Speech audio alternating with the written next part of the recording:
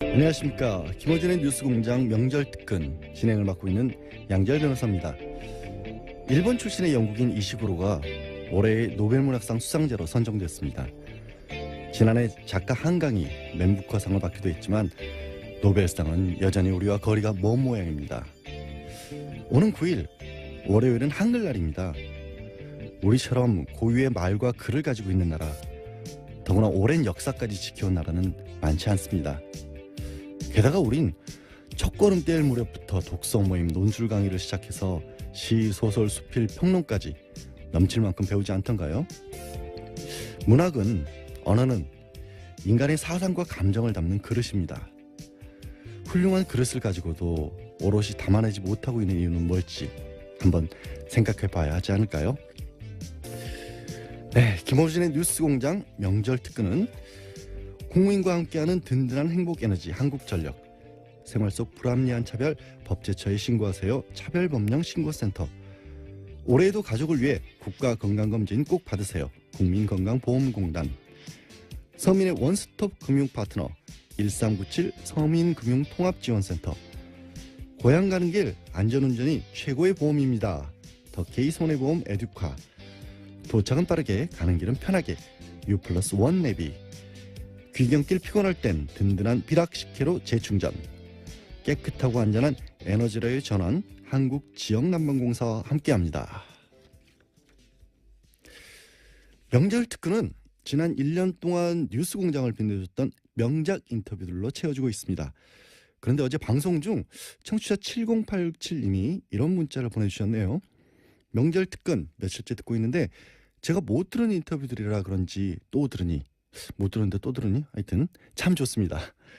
기왕 하는 김에 최동욱 검찰총장님 인터뷰도 들려주세요. 그래서 발빠르게, 사실 제작진이 미리 준비해놨던 코너들이 있는데 다 지우고 처음부터 다시 편집을 해서 청취자들이 뽑은 뉴스공장 베스트, 그때 그 인터뷰로 바꿨습니다. 네, 뉴스공장이 이런 곳입니다. 7087님이 청한 최동욱 전 검찰총장 인터뷰는 검찰총장 측에서 물러난 이후 라디오에서 처음으로 성사된 글자 그대로 뉴스공장 단독 보도였습니다.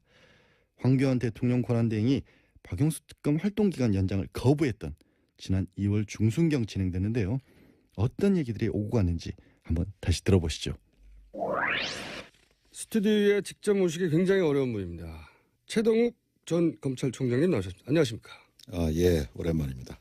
최근에 이 박근혜 최순실 게이트를 보면서 어떤 느낌이 드시는지 간단한 소회부터 먼저 한마디 해주십시오. 네, 제가 갑자기 검찰총장을 실상 이유로 그만둔 이후에 많은 자성의 시간을 보내왔었습니다. 그런데 최근 최순실 국정농단 사태 이전에는 검찰 돌아가는 걸 보면서 우라가 치밀 때도 있고 많은 걱정이 되기도 했었습니다. 그런데 특검이 가동되고 또 특검이 본격 수사를 나서는 걸 보면서 국민 여러분들께서도 마찬가지시겠지만은 많은 위로도 되고 또 경우에 따라서는 안타까울 때도 있고 그렇습니다. 위로가 되신다는 건 기본적으로 특검이 잘하고 있다는 얘기겠죠? 네, 저는 그렇게 생각을 합니다. 먼저 이제 특검 연장돼야 된다고 많이들 얘기하는데 검찰총장까지 해보신 분으로서 특검은 연장돼야 된다. 이유가 뭡니까? 여러 가지 이유가 있습니다만은 일단 현재까지 수사 진행 상황을 보면 제 생각에는 약 한 30%도 채 다 못한 거 아닌가. 30%도 하는데요? 네, 그렇게 생각합니다. 사실 이번 최순실 국정농단 사태의 핵심은 재벌과 권력 간의 불법 유착 비리, 그리고 그것을 가능하게 했던 공무원들의 비호 방조에 대한 처벌 문제지 않습니까? 그런데 권력과 재벌 유착과 관련해서는 잘 아시다시피 삼성 이재용 부회장 영장 기각 의혹으로 인해서 예. 3주간 또 수사가 많이 딜레이 됐고 나아가서 삼성 이외에도 SK라든가 롯데라든가 CJ라든가 예. 이런 여타 재벌들에 대해서도 많은 뇌물수 의혹이 제기되지 않았습니까? 진도가 딱 막혔어요. 이거 네. 정작 기각되면서. 그런 부분에 대해서는 전혀 지금 수사를 진척할 수 있는 여유가 없었던 것 같고 그 다음에 그 무엇보다도 이러한 국정농단을 가능하게 했던 그 비호 의혹과 관련해서 예. 우병우 등 그 관련 공무원들에 대한 사건이 예. 뭐 아직 시작도 안 했고 막 그거는 이제 시작 단계 아닌가 뭐 그렇기 때문에 결국 실질적으로 봐도 30% 이상은 진척됐다고 보기가 어렵다. 그렇게 그렇군요. 생각합니다. 너무 많은 그 의혹이 제기되어 있는 사건이기 때문에 적어도 유능한 검사 약 40명 정도는 200 투입을 정도. 해서 예.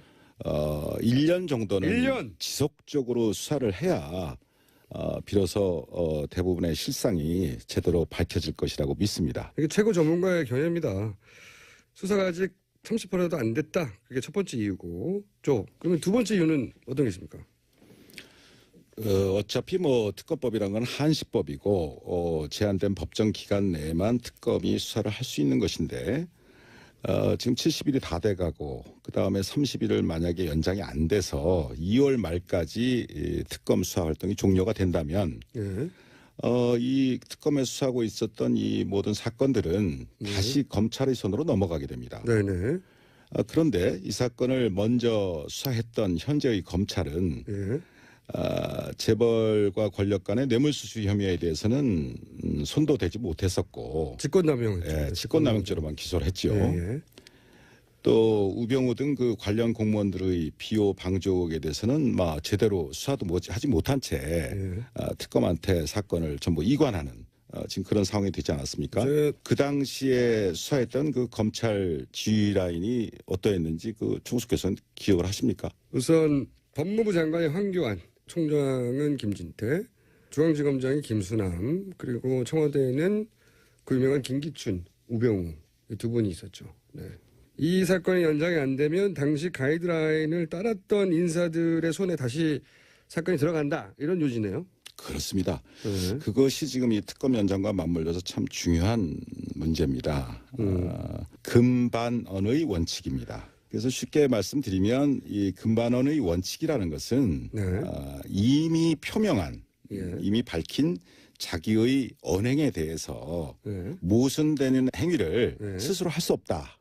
뭐 그런 원칙을 말합니다. 자기 한 말을 뒤집을 수 없을 거다 이런 거네요. 뇌물수수 얘기했다가 뭐 딴 걸 바꾼다든가 또는 뭐 직권남용했다가 딴 걸 바꾼다든가 이게 안 된다 이런. 그렇죠. 그 다음에 또 한 가지는 그 우리 헌법상에 자기 부죄 금지의 원칙이라는 것이 있습니다.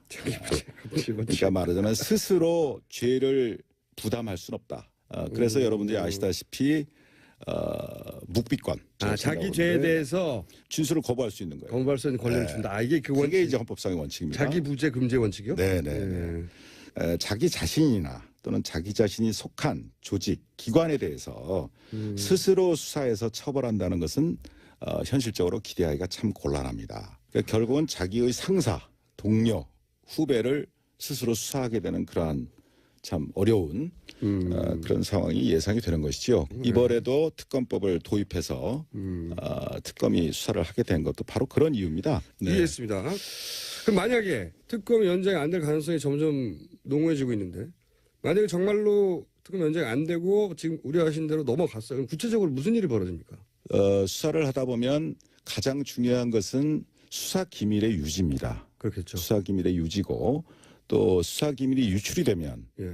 그 수사와 관련된 이해 관련자들이 준비를 여러 가지 측면으로 작용을 하게 됩니다. 증거를 조회하거나 인멸하거나 예. 뭐 대답을 준비하거나 예. 또 압력을 넣는다거나 예. 뭐 여러 가지 문제가 있기 때문에 그 부분이 굉장히 중요한 것인데 특검법은 이제 그걸 보장하고 있는 거죠. 독립성을. 그런데 특검 이전의 검찰로 다시 돌아가게 되면 예. 그때그때의 수사 상황이 예. 비호 방조 의혹을 받고 있는 황교안 대행이나 또 김수남 총장에게 보고되겠죠. 당연히. 예. 그렇게 되고 뭐 그렇게 되면 경우에 따라서는 수사를 방해하는 가이드라인이 다시 작동할 수도 있고 또 거꾸로 수사검사들에게 영향과 압박이 내려가게 될 것이고 예. 뭐 한마디로 의혹 대상자들이 수사를 지휘하는 참 웃지 못할 그러한 특검 이전의 상황으로 돌아갈 수 있다는 것이죠. 속속 이해가 되고 있습니다. 자, 그러면 두 번째 사안. 이재용 그 부회장 영장요. 이게 이제 1차 기각됐었거든요. 이렇게 기각하는 게 맞습니까? 어떻게 보세요? 권력과 재벌이 유착된 이런 대형 사건들의 경우에는 통상적으로 장기간에 걸친 치밀한 계획 아래 합법의 가면을 쓰고서 공조직 등의 다양한 채널을 동원해서 입체적으로 이루어지게 됩니다. 또 더 나아가서 사후에 문제가 생겼을 경우에도 그 과정에서 벌어진 개별적인 행위들은 전부 합법적이고 공적이고 하는 그런 탈을 쓰게 됩니다.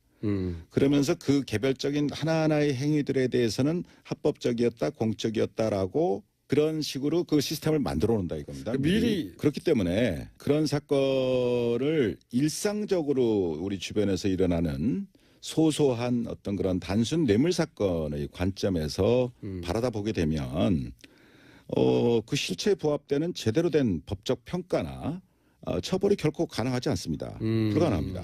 그러니까 이런 재벌 사건 같은 경우에는 개별 행위는 이미 공무원들이 동원되거나 뭐 하면서 합법적인 틀을 쓰고 있기 때문에 개별 따지면 소용이 없고 전체적으로 볼 때 뭐 지난 2, 3년간 진행된 전체적인 과정을 볼 때 포괄적으로 이것은 뇌물수수로 봐야 하고 그래야 밝혀지는 거기 때문에 대법원도 이미 그렇게 정리해 둔 거라는 거죠. 마침 또 에버랜드 수사를 하신 적이 있잖아요. 에버랜드 사건과 지금 이번 삼성 사건과는 같은 거 아닙니까? 본질적인 차이가 있습니다. 두 사건에는. 아, 그래요? 네.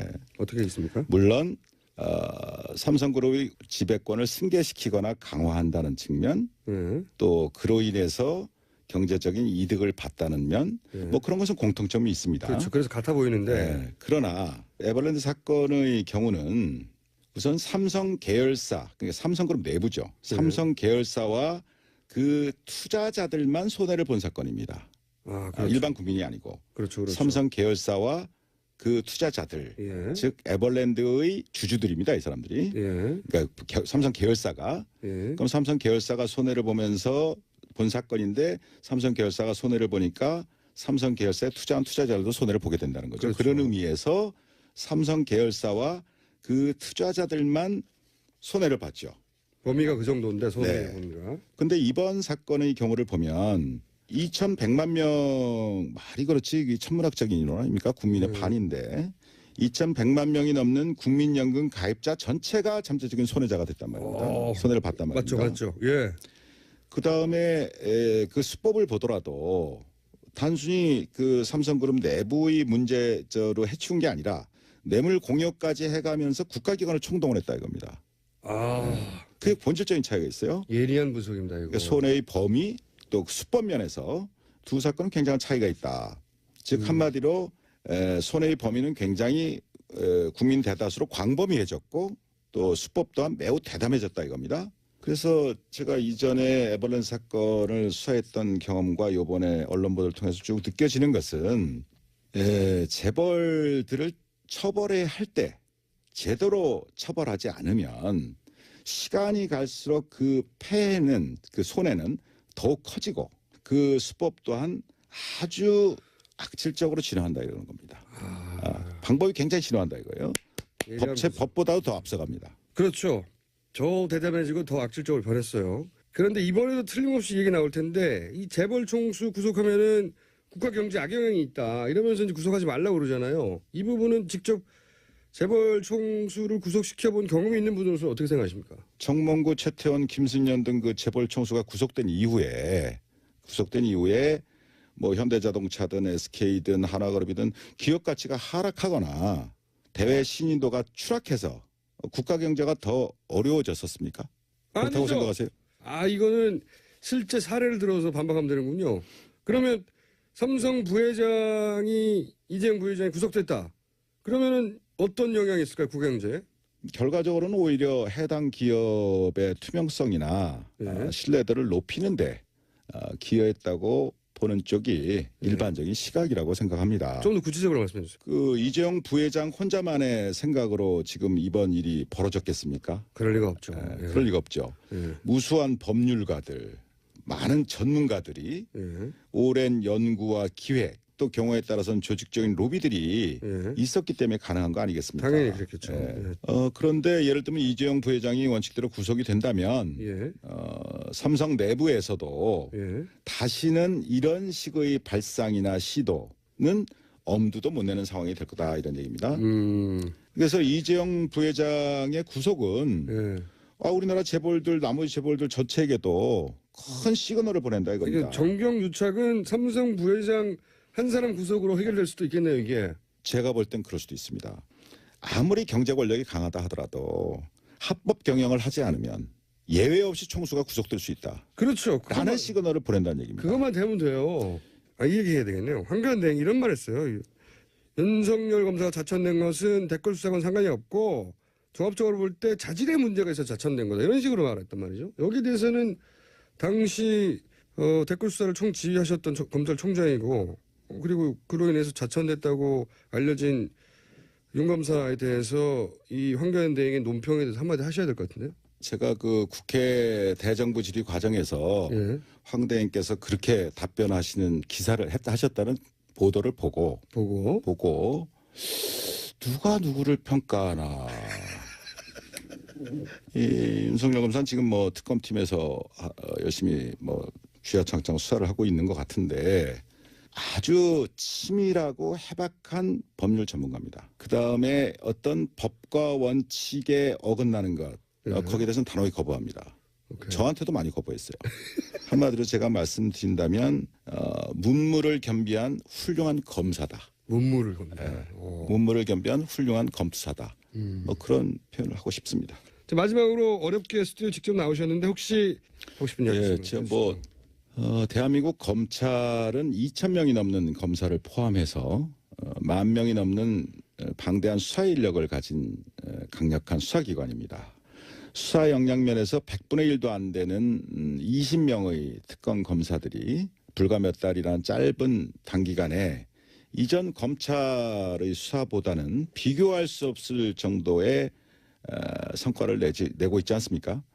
이번 특검을 보면서 권력의 개가 되어서 권력의 입맛에 맞게 수사하는 것과 국민의 검찰로 법과 원칙대로 수사하는 것의 이 극명한 차이를 그리고 검찰이 이 지경이 되도록 만든 정치 검사들의 말로를 우리 정의로운 젊은 검사들이 마음에 새기고 잊지 말기를 바랍니다.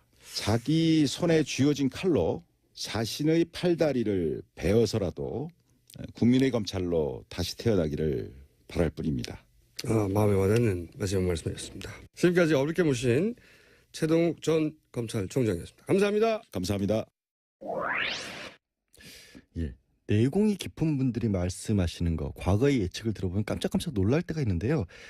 최동욱 전 총장도 개별 사건으로 뇌물죄 여부를 따지기는 굉장히 어려울 것이다라고 했는데 아닌 게 아니라 법원은 이재용 부회장에 대해서 포괄적 청탁을 이유로 유죄 판결을 했었죠.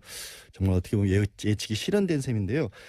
최동욱 전 총장께서는 얼마 전에 원소은 전 국정원장 유죄 선고 받는 걸 보면서 사필 규정이다. 또 끝까지 수사팀의 방패막이가 되어주지 못해 안타깝고 아쉬웠다라는 그런 소감을 털어놓기도 했었습니다. 문자 몇 개 볼까요? 가재는 송편님, 최동욱님 블랙리스트 피해자 문성근 김미아 씨 잘 변호해 주세요. 얼마 전에 국정원 주도 블랙리스트 피해자를 위해서 최 전 총장께서도 무료 변론을 해주기로 하셨지 않습니까? 특검이 30%밖에 못해서 아쉽다고 하셨는데 최 전 총장께서 직접 한번 실력 발휘해 주시기 저도 부탁드리겠습니다. 그래서 그런지 7488님은 최동욱님을 다시 검찰총장으로 복권시켜야 맞다라는 말씀도 주셨고요. 2881님 공장장 목소리가 빨리 지나가서 아주 시원하고 좋네요. 예, 마음 같아서는 이 인터뷰도 아예 다시 제가 하고 싶습니다. 그럼 잠시 교통 상황 알아볼까요? 네, 명절 특근 2부 진행하겠습니다. 문자들이 조금씩 들어오고 있긴 한데요. 아직도 뉴스공장에 문자 보내는 방법을 물어보시는 분들이 많으세요. 아니 얼마 전에는 심지어 유럽에서 문자 보내는 법을 모르겠다면서 엽서를 보낸 분도 계셨다는데 아니 공장장은 아직까지도 이걸 알려주지 않고 있다는 게 말이 됩니까? 제가 2번 대리 진행하면서 몇 번 알려드렸는데 오늘 또 다시 알려드리겠습니다. TBS 주파수가 95.1MHz지 않습니까? 그것만 기억하시면 됩니다. 0951 95.1이니까 0951 짧은 글 50원 긴 글 100원의 정보 이용료 붙고요. 50원 100원 비싸다 돈 쓰기 아깝다 이런 분들은 카카오톡 플러스 친구에서 TBS 라디오와 친구 맺기 하시면 무료로 참여하실 수 있습니다. 추석 연휴를 맞아서 뉴스공장도 푸짐한 선물 준비하고 있습니다. 여자의 꿈 알카메디에서 수소 알칼리 환원수기, 20년 전통식품 명가 주식회사 사홍원에서 온라인 상품권, 매트의 명가 파크론에서 IoT 스마트홈 온수매트, 두고두고 보고 싶은 책 길벗 어린이에서 그림 도서 세트, 이태리 명품 구두 바이늘에서 구두 증정권 드립니다. 네, 뉴스공장 명작 인터뷰 2번째 인터뷰는 청취자 7139님이 청해 주신 건데요. 우리 상조 하고 싶은 거 다 해. 어색하다. 김상조 형님 인터뷰 다시 듣고 싶습니다라고 요청하셨는데 재벌 저격수에서 을의 눈물을 닦아주는 갑질 저격수로 거듭난 분. 불과 얼마 전 지난 8월 진행했던 김상조 공정거래위원장 인터뷰였는데요. 뉴스공장 작가들이 공정위 인터뷰 담당자를 2달 동안 들볶아서 성사시켰다고 합니다.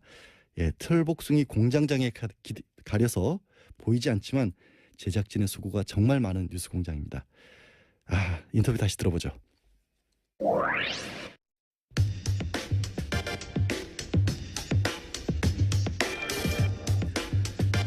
우리 사회 을들이 비명을 지르는 건 공정위가 일을 제대로 안 해서다. 네.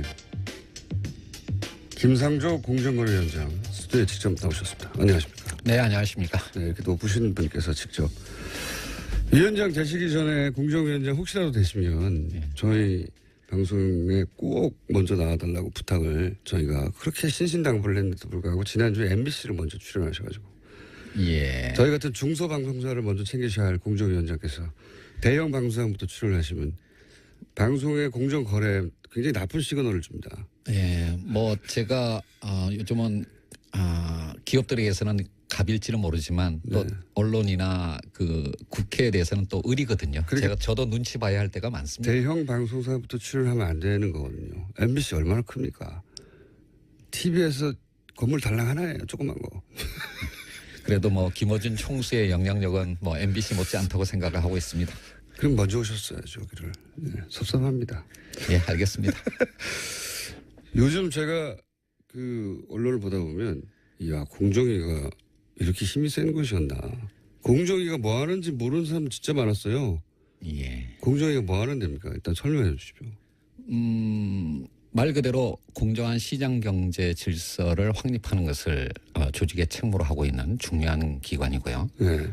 다른 나라에서는 정말로 중요한 역할을 하고 있는. 다른 나라에서는 뭐 담합이라든가 기업들이 벌벌 떠는 조직이 원래 공정위 아닙니까? 그렇습니다. 미국 네. 같은 데서는 공룡 기업을 분할 명령을 내리기도 하고. 분할해라. 예. 그러니까 AT&T라고 장거리 전화를 독점하고 있던 회사를 4개로 쪼개는 국가정법 때문에. 네, 그렇습니다. 그런 역할을 하기도 했었죠. 예. 자본주의 사회인데 예. 스스로 성장한 기업을 니네가 독과점이니까 공정거래 거스리니 분할해라 이런 적이 있었어요? 네, 미국에서 그런 적이 있었습니다. 뭐 그럴 정도로 힘이 세고요. 예. 그게 제대로 작동하는 자본주의네요. 말하자면. 사실 우리나라 공정거래위원회도 선진국의 경쟁당국이 하고 있는 좁은 의미의 경쟁 정책에 대해서는 굉장히 열심히 일을 해왔습니다. 좁은 의미라 하면. 그러니까 이제 말 그대로 독점 네. 또는 이제 담합 네. 이제 이런 거를 그러니까 규제하는 역할이고요. 그래서 사실 어제 언론 보도에도 났습니다마는 GCL이라고 이런 세계의 경쟁 당국을 평가하는 기관에서 우리나라 공정위를 최우수 경쟁 당국으로 평가를 했고요. 아시아에서는 유일한 평가를 받은 기관입니다. 근데 우리나라에서는 공정위가 이렇게 다른 나라에서 보는 것처럼 좁은 의미의 경쟁 당국으로서의 역할만을 하는 것이 아니라 우리 사회에서 논란이 되는 것처럼 재벌 개혁이나 또는 이제 갑을 관계를 개혁하는 이제 이런 부분이 공정위에게 추가로 과제로 주어져 있는 것이죠. 그래서 우리나라 국민들은 아마 공정위 하면 다른 나라의 국민들이 생각하고 있는 그런 과제들보다는 재벌 기업과 가불관계 해소 이제 이런 쪽을 먼저 생각할 수밖에 없는 상황이었고 이제 그런 측면에서 그동안 공정위가 국민의 기대에 걸맞는 역할을 하지 못했던 것이 이제 공정위에 대해서 비판이 일부 있었던 원인이라고 할 수가 있겠습니다. 일부 아니고 많이 있었습니다. 제가 지금 현직 공정거래위원장입니다. 그렇게 평가하시면 제가 조직에서 영이 안 섭니다. 예. 아니 근데 지금 공정위에서 일하시는 분들은 굉장히 뿌듯할 것 같아요. 공정에 이렇게 주목받은 것도 처음이고 사실은 공정위원장 누군지 이름 기억 안 나거든요.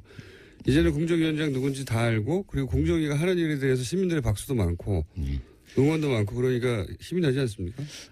직원들 말씀을 들어보면 한편으로는 이렇게 주목받은 적이 없었으니까 뿌듯하다라는 말씀도 하시고 그다음 앞으로 더 잘해야 되겠다는 각오를 밝히기도 하는데 한편으로는 또 제가 과거에 이제 공정위가 국민의 기대에 맞는 역할을 하지 못했다라고 비판하면서 내부 혁신을 하자라고 얘기할 때는 또 나름 그러니까 좀 무섭기도 하고. 그런 양면의 어떤 감정을 느끼고 있는 것 같습니다. 아니 근데 공정위원들은 그 위원장님을 뭐랄까요 상대하기가 굉장히 쉬울 것 같은 게 오늘 저희는 이제 위원장님이니까 적어도 수행원 몇 명과 함께 대리 운전을 해서 오실 줄 알았더니 혼자 운전을 해가지고 지하 4층에 혼자 어슬렁거리는 걸 저희 작가들이 뛰어내려서 주워왔어요. 그렇게 표현하시면 안 되고요. 그리고 그 유명한 가방 있지 않습니까? 예. 가방 들고 다 떨어진 거. 그거 바꾸시지도 못하죠 이제. 예, 사실 바꾸고 제 싶은데. 차는 바꾸든지 아니면 이제 좀 칠을 새로 하든지 이렇게 하라고 자꾸 이제 왜냐면 가방 오니까 예. 위원장님보다 가방을 먼저 찍어요 사람들이 밖에서 작가들이 자기들 찍고 막 들고 유명한 아이템 됐습니다. 근데 하여튼 저의 상징처럼 됐기 때문에 제가 공정거래위원장을 하는 한은 못 바꿀 것 같습니다. 예. 저희가 뜯어버릴까요? 새로 바꾸시게. 네. 그리고 말을 조용조용 이렇게 점잖게 서늘하게 하는 분은 또 처음이에요. 원래 그렇게 했는데요. 웃으면서 너 죽을래 이러시는 거잖아요. 그렇지 않습니다. 또 한편으로는 요즘 김상조가 너무 말랑말랑해졌다는 얘기도 많이 듣고 있죠. 예. 그건 아마도 말랑말랑해졌다기보다는 맨 처음에 재벌 개혁을 시도할 줄 알았더니 그거는 시간을 좀 준다고 하고 프랜차이즈부터 시작하셨잖아요, 사실상. 그래서 이건 역시 재벌은 어려운 건가? 말랑말랑한 건가 생각하시는 것 같은데 그 이유를 좀 설명해 주세요. 왜 프랜차이즈부터 첫 번째 공정위의 프로젝트가 된 건지. 사실은 굉장히 어려운 문제고 개혁의 전략과도 관련된 것인데요. 크게 보면 두 가지 접근 방법이 있을 수가 있습니다.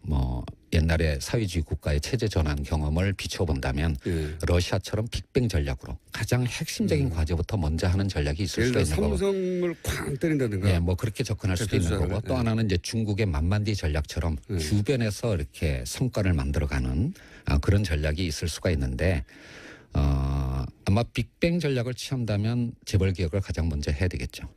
그렇지만 이제 지금의 우리나라의 국회의 어떤 구조라든지 또는 이제 국민들의 어쩌면 두 개의 국가로 쪼개져 있는 이런 상황들을 생각을 한다면 재벌 개혁을 중심으로 하는 빅뱅 전략은 굉장히 큰 논란을 일으키고 우리 사회를 필요하죠.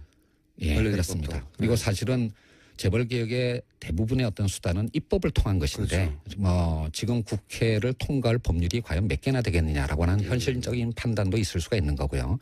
그래서 이제 저 개인적으로는 모든 국민들이 찬성할 수 있는 공감할 수 있는 그런 개혁 과제, 즉 우리 사회의 을의 눈물을 닦아준다라고 하는 그런 일상생활에서의 어떤 불공정 문제를 먼저 접근함으로써 개혁의 성과를 만들어내고 이것이 후퇴하지 않을 전진을 만들어내는 길이다라고 하는 공감을 만들어내는 전략으로 가는 것이 보다 현명할 수 있다라고 생각을 합니다. 그런 의미에서 본다면 제가 좀 더 신중한 전략을 택한 것이지 개혁의 의지가 후퇴한 것은 아니라고 말씀드릴 수가 있겠습니다. 개혁의 의지를 의심하면서 도전하지 말라고. 그거는 조금 좀 과한 표현이긴 했었는데요. 좀 더 정확하게 말씀드리면 새 정부 또는 공정거래위원회의 개혁의 의지를 의심하지 말고 그 의지에 도전하지 말라라는 의미였는데 말이 잘못 나가서 공권력에 도전하지 말라라고 표현하게 됐습니다. 도전하면 어떻게 됩니까? 지금 공정거래위원회 등 정부가 갖고 있는 행정부서가 갖고 있는 공권력을 엄정하게 행사할 겁니다. 정동원에서. 네, 그리고 사실은 저렇게 무서운 말을 조심- 개혁을 정동원 아무 표정도 없이 이렇게. 개혁을 완성하기 위해서는 새로운 법과 제도를 만들어야 되지만 네. 현행 법률의 엄정한 집행만으로도 할 수 있는 것들이 굉장히 많습니다. 그 점을 잊지 마시기 바랍니다. 아니 이게 이렇게 점잖게 서늘하게 까불면 죽는다는 말을 하시는 분은 처음 봤어요. 도전하지 마라 아닙니까? 도전하지 마라. 그 청문회, 예, 청문회를 처음 당해보신 거잖아요. 당연히 그렇습니다. 예. 네. 부적격 후보였어요. 기억하시는지 모르겠는데 네네. 예. 청문 보고서 채택을 거부했습니다. 이 사람 예. 절대 안 된다고. 네. 절대 안 되는 분으로 지목당하신 거죠 그때. 예.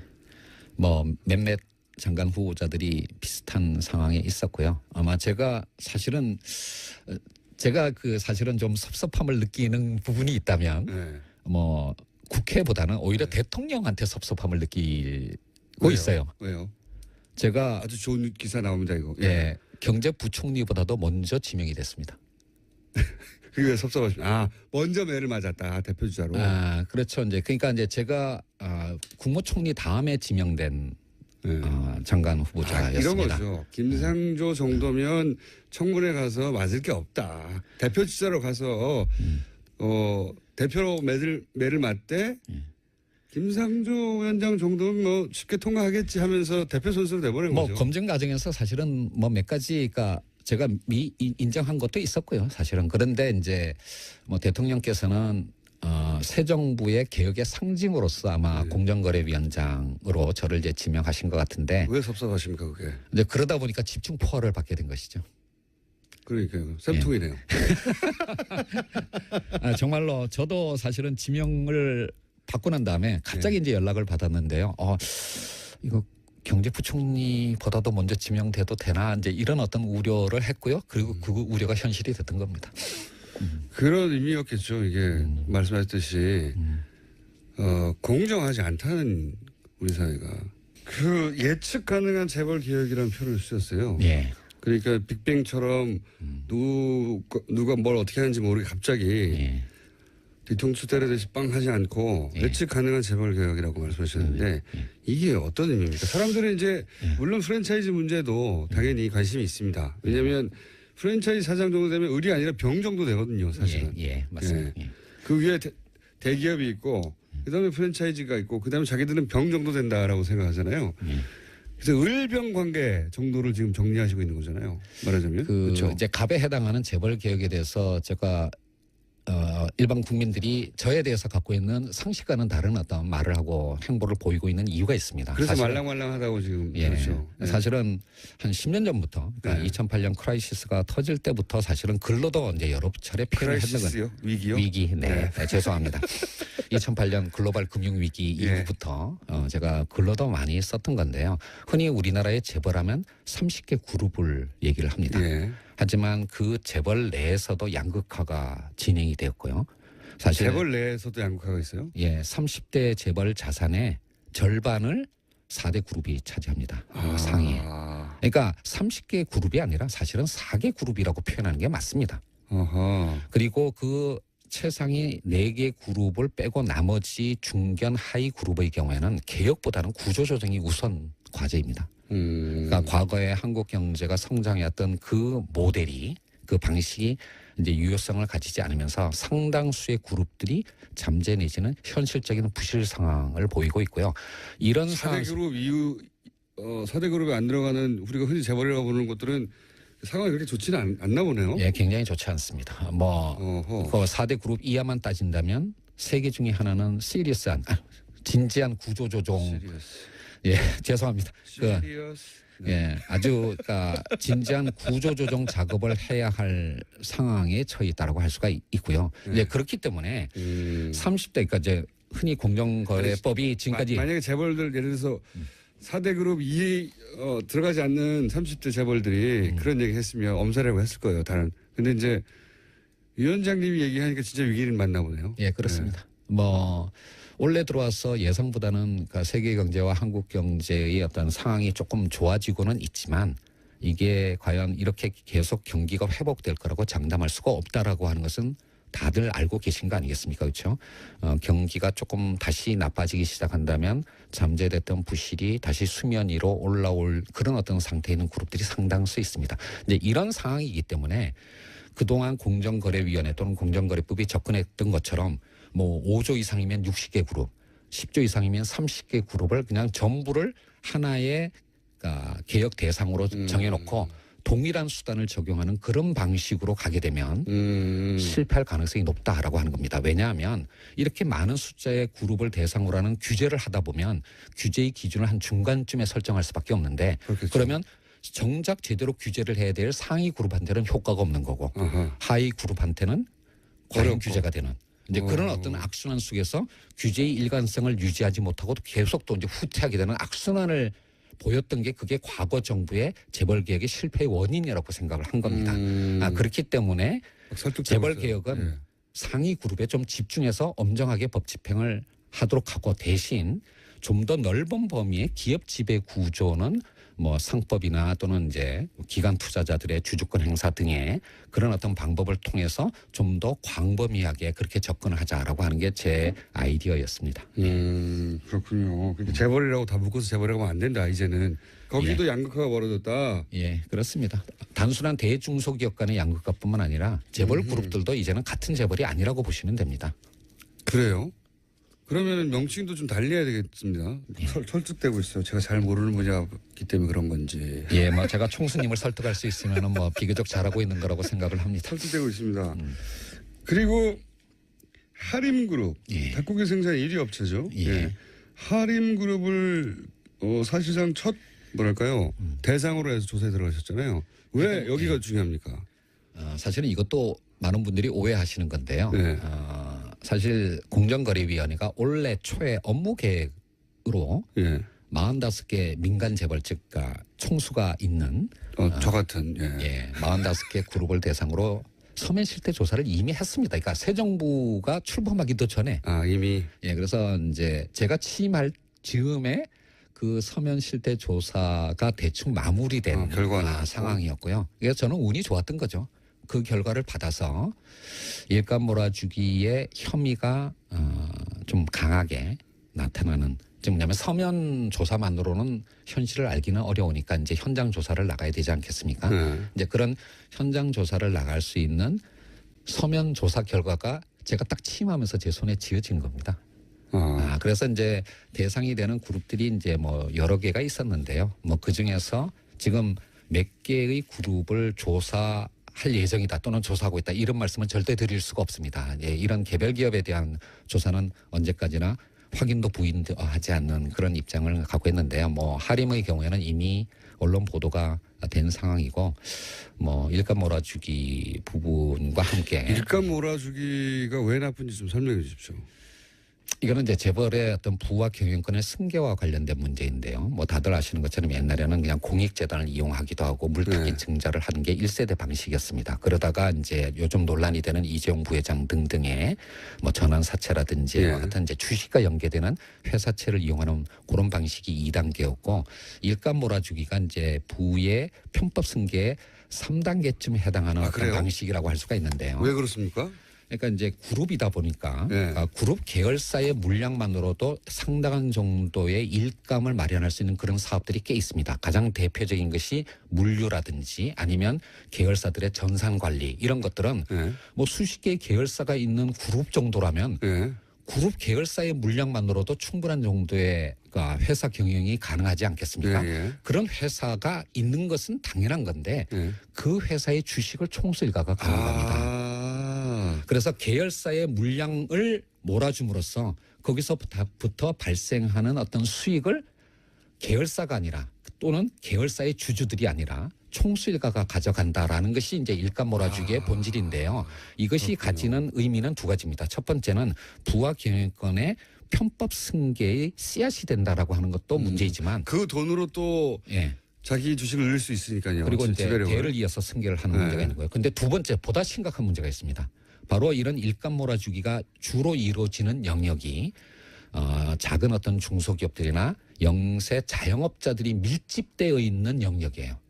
그게 어떤 의미죠? 그러니까 골목 상권 문제, 네. 그러니까 대형 마트 또는 물류 또는 그러니까 건물 관리 또는 이제 그 전산 관리 이제 이런 쪽이 사실은 중소기업들이나 자영업자들이 해야 할 영역인데 여기에 이제 총수일가가 주식을 갖고 있는 회사가 뚝 들어가 버리면 거기가 완전히 생태계가 황폐해지는 겁니다. 예를 들면 한때 뭐 90년대까지만 하더라도 우리나라 대학의 전산학과가 공대에서는 가장 인기 학과였습니다. 예, 지금은 예. 가장 인기가 없는 학과가 됐습니다. 왜냐하면 전산학과를 졸업해봐야 재벌 계열사의 하청업체의 직원밖에 비정규직 직원밖에 안 된다는 걸 이미 알게 된 것이죠. 이런 식으로 했기 때문에 인터넷 강국인 한국이 제대로 된 전산관리 회사가 하나도 존재하지 않게 된 것입니다. 다 구멍가게 역할밖에 안 되니까요. 이렇게 쉽게 설명하시지. 그래서 예, 사실 공정거래위원회가 지금까지 많이 낯설었죠. 기업만 대상으로 하는 거지 국민의 삶을 공정하게 한다는 그런 인식이 좀 부족했던 것 같은데요. 공정거래위원장 말씀처럼 일상생활에서 의뢰의 눈물을 닦아주겠다. 정말 고마운 말씀이었고요. 그런 효과 덕분인지 이제는 공정위가 하는 모든 행동을 국민들의 관심 가지고 지켜보고 있습니다. 치킨값 원가 공개에서부터 대기업 개혁에 이르기까지 경제검찰 공정위가 해야 할 일 정말로 많습니다. 네, 김상주 위원장님 파이팅 하시고요. 문자 소개를 해드려야 되는데 제가 아까 잘난 척하면서 공장장은 소개 안 해주는 저기 문자 전화번호를 알려드린다고 했는데 8420-8260님이 따끔하게 지적해 주셨습니다. 샵을 앞에 넣어야 한다. 샵 0951 예. 95.1MHz의 0951인데 앞에 샵을 넣으셔서 샵 0951 하셔야 됩니다. 유연영님 방송 듣다 가끔 답답할 때도 있었는데 드디어 문자를 남길 수 있게 되었네요. 네. 3954님 김상조 공정거래위원장님 겸허한 공직자로의 자세 많이 배우고 알게 돼서 좋은 시간이었습니다. 김보라님 연말에 귀국하는 애청자시라는데요. 얼마 전 1주년 기념 공개방송 못 가서 아쉬웠는데 연말에 연말 특집 한번 꼭 해주세요. 어차피 김어준 공장장이 하는 거니까 부담 가지 마시고 일단 나몰라라 한다고 질러주면 뭐 김어준 공장장 별 수 있겠습니까? 네, 연말에 공개방송 하겠습니다. 네, 저는 모릅니다. 양지열 삼행시를 4426님이 보내주셨어요. 양심에 어긋나는 일 하지 않고 의를 세우는 변호사 겸 진행자. 이거 닭살 돋으려고 하는데 끝까지 읽겠습니다. 지혜롭고 편안한 진행자, 열혈 팬들을 위해 한가위도 쉬지 않고 나와 세상에 들려주는 멋진 진행자라기보다는 청취자분들이 계시기 때문에 저는 그냥 나와서 진행할 뿐입니다. 괜히 골랐다. 너무 감사드리고요. 네, 오늘도 자 협찬 멘트 또 드려야 될 시간이 됐습니다. 김호준의 뉴스공장 명절 특근은 국민과 함께하는 든든한 행복에너지 한국전력, 생활 속 불합리한 차별 법제처에 신고하세요. 차별법령신고센터. 올해에도 가족을 위해 국가건강검진 꼭 받으세요. 국민건강보험공단. 서민의 원스톱 금융파트너 1397 서민금융통합지원센터.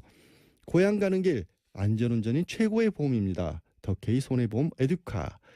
도착은 빠르게 가는 길은 편하게 U+1 내비. 귀경길 피곤할 땐 든든한 비락식혜로 재충전.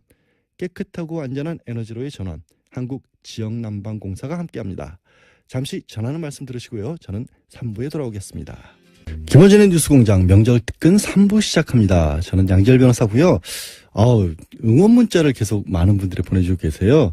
0323님 양지열 변호사님네요. 추석 연휴에도 진짜 수고 많으세요 보내주셨고, 그 밖에도 5199님 2836님 3362님 많은 분들이 저를 응원해주고 계시고요. 1954님 오늘 알았어요. 문자 보내는 걸. 60대 뉴스공장 열혈 팬입니다. 라고 남겨주셨고요. 그래도 또 공장장을 찾으시는 분들도 여전히 많이 문자를 보내주고 계신데요. 혹시 그 스테이크 드시러 가시면 물어보잖아요. 고기 어떻게 구워드릴까요? 그때 레어로 구워주세요라는 말씀을 불어로 하실 줄 아는 분 계세요 혹시? 제가 왜 이걸 여쭤보냐면요. 공장장이 자기 강아지를 부를 때 부르는 이름이 고기를 레어로 구워주세요를 불어로 한답니다. 그게 도대체 뭔지 모르겠어요. 혹시 불어 잘하시는 분 있으시면 문자 보내주시면 제가 소개시켜드리겠습니다. 아무래도 공장장은 축산협회 CF 모델을 노리고 있는 것 같습니다. 고기를 어찌 그리 좋아하는지. 네, 김어준의 뉴스공장 명절 특근은 국민과 함께하는 든든한 행복에너지 한국전력. 생활 속 불합리한 차별 법제처에 신고하세요. 차별법령신고센터. 올해에도 가족을 위해 국가건강검진 꼭 받으세요. 국민건강보험공단. 서민의 원스톱 금융파트너 1397 서민금융통합지원센터. 고향 가는 길 안전운전이 최고의 보험입니다. 더 K손해보험 에듀카. 도착은 빠르게 가는 길은 편하게 U+1 내비. 귀경길 피곤할 땐 든든한 피력식혜로 지혜충전. 깨끗하고 안전한 에너지로의 전원. 한국지역난방공사가 함께합니다. 뉴스공장 청취자들이 뽑은 다시 듣고 싶은 그때 그 인터뷰 소개해드리고 계신데요. 세 번째는 정말 뉴스공장 레전드급 인터뷰입니다. 최순실 국정농단 사태가 처음 무르익었던 지난해 11월 뉴스공장을 찾아온 익명의 제보자가 있었습니다. 당시에는 승마업계 관계자로만 소개됐지만 사실은 무려 정유라와 함께 승마를 했던 친구의 아버지, 그러니까 정유라 친구의 아빠 하신 거죠. 인터뷰하던 김어준 공장장이 그야말로 숨이 넘어갈 정도로 웃게 만들었던 바로 그분, 청취자분들도 빵빵 터지게 했던 이분의 얘기 다시 한번 들어보겠습니다.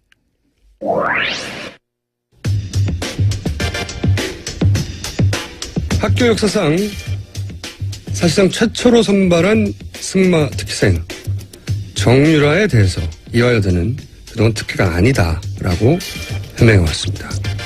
그런데 정유라 학생이 고등학교 시절 승마 특기생 전형도 없던 이화여대를 본인이 갈 거란 이야기를 했었다는 증언이 있어 한 분을 모셨습니다. 승마계 관계자로서 당시 그런 이야기를 직접 들었다고 하는 분을 저희가 스튜디오에 모셨습니다.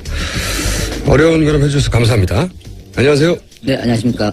정유라 학생이 고등학생 때 이미 특기생 전형도 없는데 이대를 가겠다는 말을 했었다고요? 뭐 특별히 이대라기보다는 고대나 연대나 이대 이런 그 좋은 학교를 자기가 갈 수 있겠다라는 얘기를. 아, 이대도 그 중에 하나로 언급된 그렇죠. 거군요. 네. 그런 학교를 갈 것이다. 네.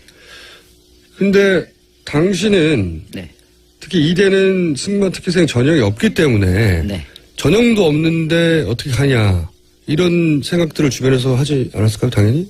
그 당시 전형이 뭐가 있습니까? 그 한 2월, 3월밖에 안 됐는데요. 그러니까 전형이라는 건 보통 5월이나 6월 때쯤 학교 전형이 입학 전형이 나오거든요. 네. 그럼 뭐 초에 그런 전형 자체가 발표를 하지 않았는데. 그리고 특히 뭐 이화여대 같은 경우에는 아예 수십 년간 전형이 없었던 학교인데도 본인이 이제 연대, 고대 아니면 뭐 이대 정도 나는 갈 거야 이런 얘기를 전형이 발표되기도 전에 이미 하고 있었다는 거죠. 네, 맞습니다. 그러면 이제 당연히 주변에서는 전형도 없고 그리고 과거 전례도 없는데 어떻게 저길 간다고 그러지? 이런 생각을 의아하게 생각 안 하셨어요? 뭐 생각을 했지만 저희가 뭐 부모님들도 다 알기 때문에 유연이 정도 되면. 유연이면. 유라 정도 되면. 유라면. 어디 못 가겠냐 이런 생각들은 다 그냥 저희들끼리는 하고 있었죠. 실제 이대도 그렇게 얘기를 하고 정유라 학생의 성적을 보면 여러 대회에서 입상하고 금메달 딴 기록이 있지 않습니까? 그 정유라 학생의 실력은 어땠어요? 그 업계에서 보기에는? 저희 승마 쪽에 있는 사람들이나 선수들이나 이런 사람들이 봤을 때는 사실 정유라 승마 실력을 그렇게 인정하지 않는 분위기였습니다. 왜 인정하지 않나요? 그러니까 한 예로 2014년도에 그 한국에서 외국 국제 심판을 초청해서 예. 승마 세미나를 한 적이 있습니다. 네. 근데 그 외국 국제 심판이 한국에 와서 세미나를 하면서 그 세미나 내용에 이제 비디오를 하나 뽑아서 이제 강의를 해야 되는데 네. 가장 좋지 않은 예로 타고 있는 선수를 비디오를 선정된 게 정유라 사진을 선정하더라고요. 왜냐하면 외국 코치는 모르니까. 외국 정유라 학생이 누군지 모르고. 네, 모르니까. 국내 선수들 중에 가장 나쁜 사례로 든 게 정유라 학생이었다. 그래서 비디오를 보여주면서 그때 많은 선수들이 있었습니다. 그 안에. 당황했겠네요. 저렇게 다르면. 정유라는 없었죠. 정유라는 없었는데. 그렇게 하면 안 된다. 말은 좋은데. 말은 좋은데. 참, 그냥 저스트 라이더도 아니고, 그냥 패신저. 승객처럼 타고 승객처럼 있다. 얹혀간다는 얘기죠. 말에 말이. 얹혀간다. 가장 나쁜 사례로 들었다고요. 그렇죠. 근데 그렇게 성적이 1등 아니면 2등밖에 안 했다고. 이 승마는 좀 약간 좀 다른 정도가 좀 특이한 부분이 있습니다. 그래서 아무래도 말의 능력치가 높은 말이 좋은 성적이 나올 수 있는 종목입니다. 이게. 비싼 말을 타면 성적이 나온다. 비싼 말이라기보다는 뭐 그런 경우가 대반이지만 저렴한 가격의 말을 사서 잘 호흡을 맞춰서 선수가 잘하면 또 성적이 그렇죠. 나오고. 좋은 결과가 나올 수도 있죠. 선수의 실력이 없으면 비싼 말로 커버할 수 있다 어느 정도. 그렇죠. 지금 삼성에서 요번에 지금 언론에서 나오고 있는 삼성에서 스폰해준 말 있지 않습니까? 네. 그런 말 같은 경우에는 굉장히 훌륭한 말이거든요. 네. 기본적으로 상식은 정유라가 그 말을 타면 무지하게 잘 타겠다는 생각을 할 수 있지 않습니까? 네. 근데 성적은 너무너무 안 나왔잖아요. 국제대회에서. 네. 그런 예를 보듯이 말이 좋다고 해서 기수가 실력이 안 되면 아무리 좋은 말을 갖다 놔도 그 말의 역량을 뿜어내지는 못하는 겁니다. 정유라 선수를 거의 한 10년 가까이 시합하는 모습을 봐왔습니다만 그 아시안 게임에서 금메달 땄을 때가 아마 그 선수의 가장 생애 일생일 때 최고의 실력이 아니었나 싶습니다. 그럼 그 이전의 성적들은요? 일단 결과적으로는 거의 1등을 했어요. 나갔다 하면 1, 2등을 다 해왔고 하지만 제가 이렇게 말씀드려야 될지 모르겠지만 일단은 심판들이 전부 다 같은 편입니다. 그거 무슨 의미입니까? 한국 마장마술 이 판이 워낙에 작아요. 예. 심판도 한 대여섯 명밖에 없고 예. 선수도 한 20명 안짝이고요. 예. 그러다 보니까 서로 간에 다 알고 있는데 예.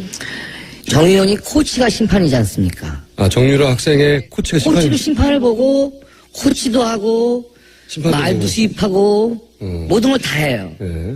그러면 위원님은 점수가 어떻게 되겠습니까? 못 줄 수가 없죠. 제가 데리고 있는 애인데 못 주면 제 능력이 안 되는 걸로 나오고 제가 연결해준 말인데 그 말도 또 성적이 안 나오면 저는 뭐가 되겠습니까? 그렇게 되는 겁니다. 다른 심판들은 또 어떻게 합니까?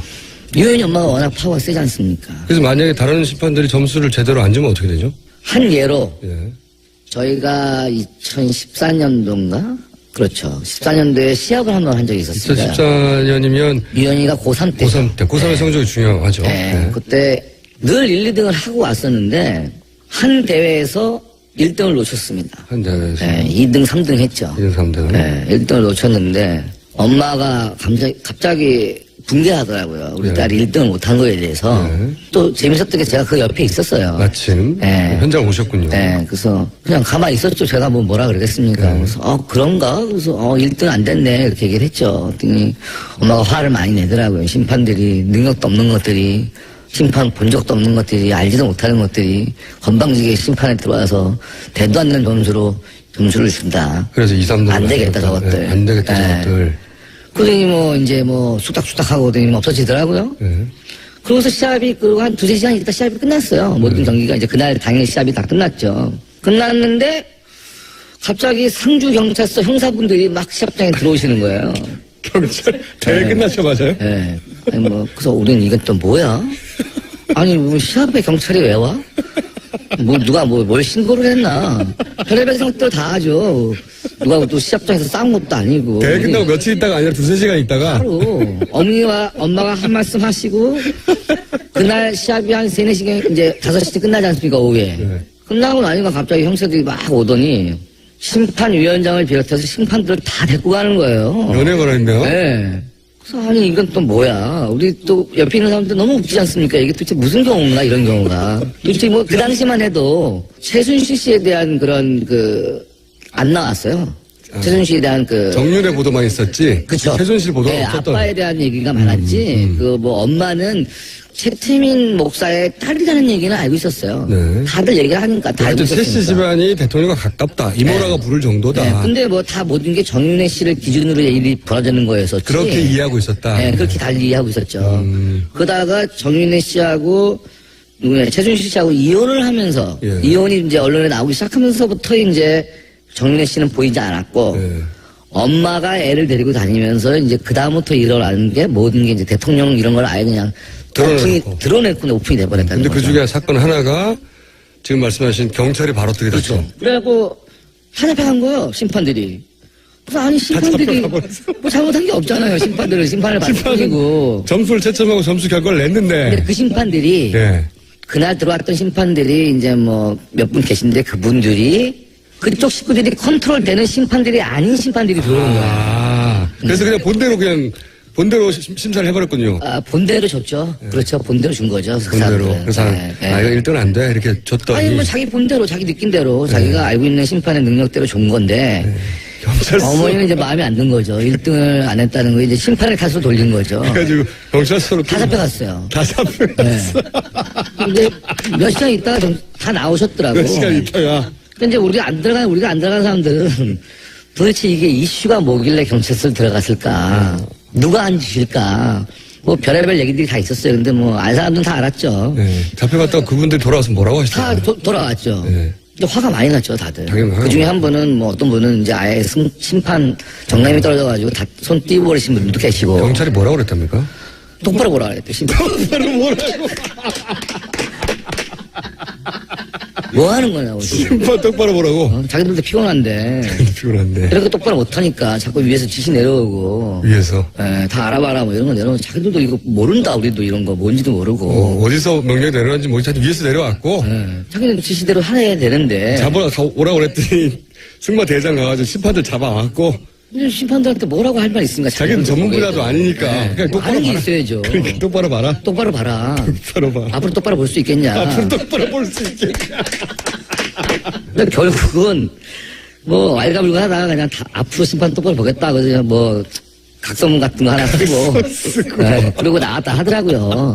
근데 이제 거기에 예. 자존심 상한 심판들이 많이 있지 않습니까? 그렇겠죠. 근데 심판 아예 떠나버리신 분들도 계시고 최순실 씨가 은퇴시킨 심판도 있군요. 있죠. 아, 그때 그게 그래서 또 그 사건으로 문체부 국장이 날아가는 그 사건입니까? 다는 아니지만 지켜봤죠. 참 해도 너무하는구나. 이거는 정말 아닌 것 같은데 이런 생각이 많이 들었죠. 그러면 정유라 학생이 특기 전형도 없던 이화여대에 승마로 가는 걸 보고 다른 학부모들이나 업계에서는 아 저거는 대통령이 힘을 쓴 거 아닌가 이런 생각은 안 하셨어요? 아니 바보가 아니면 다 생각하죠. 그거 아니면 뭐 어떻게 가요? 무슨 수로. 한 사람 힘은 절대 안 되는 거죠. 그렇죠. 안 되는 거죠. 요즘은 안 돼요. 이런 거는 절대로 우리나라는. 그리고 이제 일단 운동시키는 사람들 자체도 그런 생각을 안 해요. 아닌 건 아닌 건데 그걸 뭐 억지로 만든다고 해서 가만히 있어요. 학생들이고 뭐 주위 있는 사람들이. 이제 이 사건 특혜 사건이 불거지고 나서 이대는 아무 상관이 없다고 해명했잖아요. 네. 거기에 대해서 아주 아이 말도 안 되죠. 말도 안 되죠. 아니 우리는 그 당시에 그 입학 전형 보는 애들한테 다 얘기 들었죠. 뭐 금메달을 들고 왔다는 등 시합복을 입고 왔다는 등. 근데 저희들도 그런 입학 전형 이런 거 굉장히 예민해져요. 그런 걸 굉장히 자세히 들여다보고 막 공부를 많이 하는데 고대, 이대, 연대 이런 데는 그런 개인 종목이 일단 기본적으로 김연아나 뭐 이런 그 국민 여동생급 아니면 개인 종목으로는 가기 힘들어요. 축구, 야구, 농구, 아이스하키, 럭비 네. 그 종목 외에는 정말 힘든 부분인데 그런데 거기에서 뭐 이렇게 된다는 거는 뒷배경이 그런 거 아니면은 도저히 불가능하다고 생각을 하고 있죠. 대통령 백이 있으니까 가겠다. 네. 우린 가라. 네. 오히려 가서 가라, 차라리. 가서 너가 물꼬를 터주면 밑에 애들도 받아줄 거 아니냐 앞으로. 안 받아주대.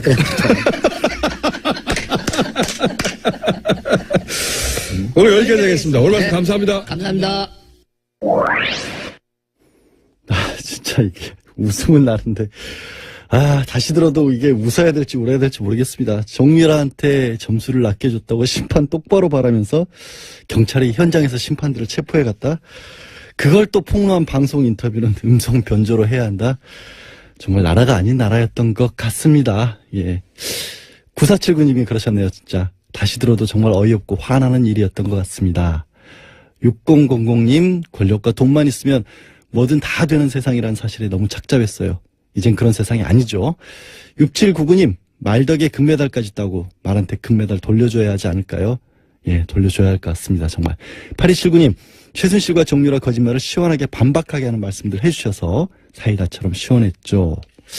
아니, 임동국님, 양언니 카톡으로 참여해도 소개해 주시나요? 제가 말씀드렸는데요.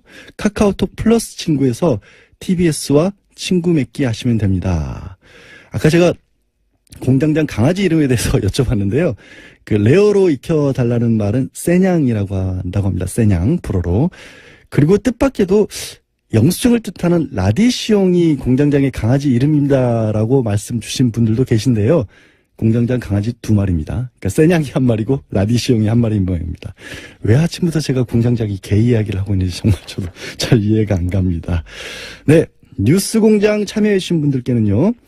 여자의 꿈 알카메디에서 수소 알칼리 환원수기, 20년 전통식품 명가 주식회사 사홍원에서 온라인 상품권, 매트의 명가 파크론에서 IoT 스마트홈 온수매트, 두고두고 보고 싶은 책 길벗 어린이에서 그림 도서 세트, 이태리 명품 구두 바이너리에서 구두 증정권 드립니다.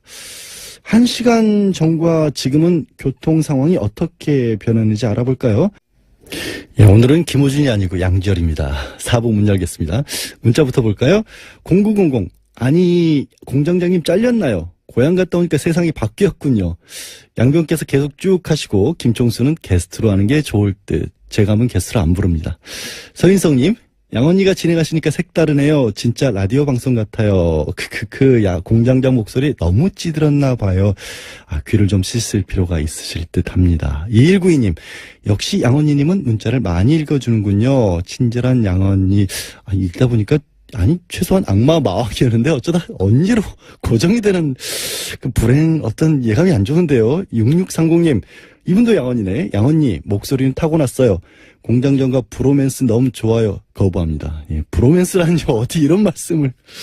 네, 뉴스공장 명절 특근은 국민과 함께하는 든든한 행복 에너지 한국전력, 생활 속 불합리한 차별 법제처에 신고하세요. 차별법령신고센터. 올해에도 가족을 위해 국가건강검진 꼭 받으세요. 국민건강보험공단. 서민의 원스톱 금융파트너 1397 서민금융통합지원센터. 고향 가는 길 안전운전이 최고의 보험입니다. 더케이 손해보험 에듀카. 도착은 빠르게 가는 길은 편하게 U+1 내비. 귀경길 피곤할 땐 든든한 비락식혜로 재충전.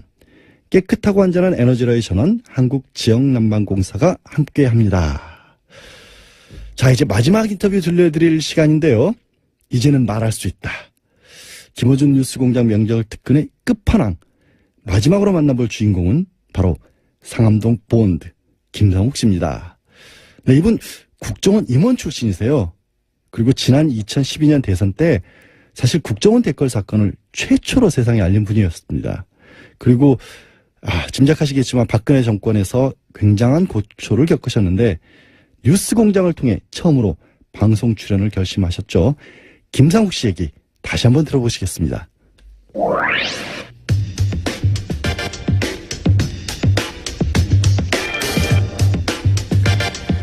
원세훈 전 국정원장에게 어제 징역 4년이 구형됐죠. 이 국정원 댓글 사건을 최초로 제보한 분입니다. 네, 김상우 전 국정원 직원 네, 스튜디오에 직접 나오셨습니다. 안녕하십니까? 안녕하십니까, 김상욱입니다. 네, 이름도 이제 밝히시고 네. 네, 방송국에 스튜디오에 나오신 건 처음이죠? 예, 처음입니다. 방송을 잘해주세요. 우선 국정원을 언제 어떤 업무를 하다가 어떤 직급에서 퇴직을 하셨습니까? 저는 이제 수사로 시작을 해서 맨 마지막에 나올 때는 산업 스파이 잡는 일을 하다가 산업스파이. 부의사관으로 3급으로 상급 부의사관. 2009년 6월에 퇴직했습니다. 2009년 6월. 이게 이제 부의사관 국정원의 어떤 직제를 잘 모르니까 대기업이라면 이게 어느 정도 되는 직급인 거죠? 부장 이사요? 이사. 높은 분이셨구나. 높지는 않습니다. 이사죠. 네, 네. 그렇군요.